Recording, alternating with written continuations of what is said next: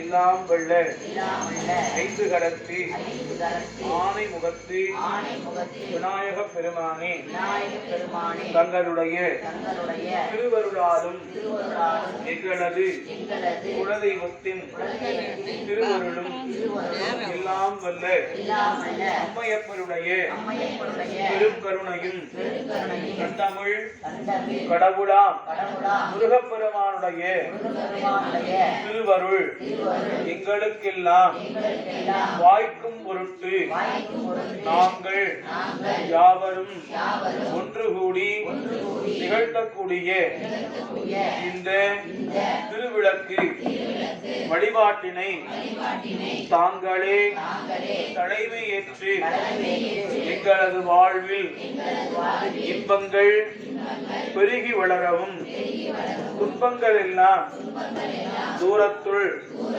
நீங்கும் முகத்தானாக தாங்கள் யோக விநாயகராக வழித்துணை விநாயகராக எழுந்தருளி இந்த புண்ணிய பூசையை தலைமை ஏற்று சிறப்புற நடாத்திட வேண்டுமாய் உங்களது பொன்னார் திருவடியினை மலரிட்டு வணங்கி வழிபாட்டினை துவங்குகின்றோம்.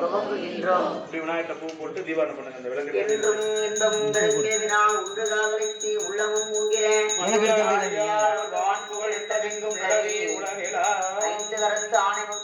பெருமான் திருவடிகள் திருமுறை கண்ட கிள்ளை விநாயகப் பெருமான் திருவடிகள்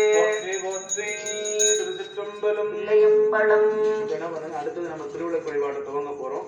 திருமணமான பெண்கள் நெத்திக்கும் நெத்தி வடுக்குங்க வைத்துக்குங்க. திருமணம் ஆகாத பெண்கள் நெத்திக்கு மட்டும் வச்சுக்குங்க.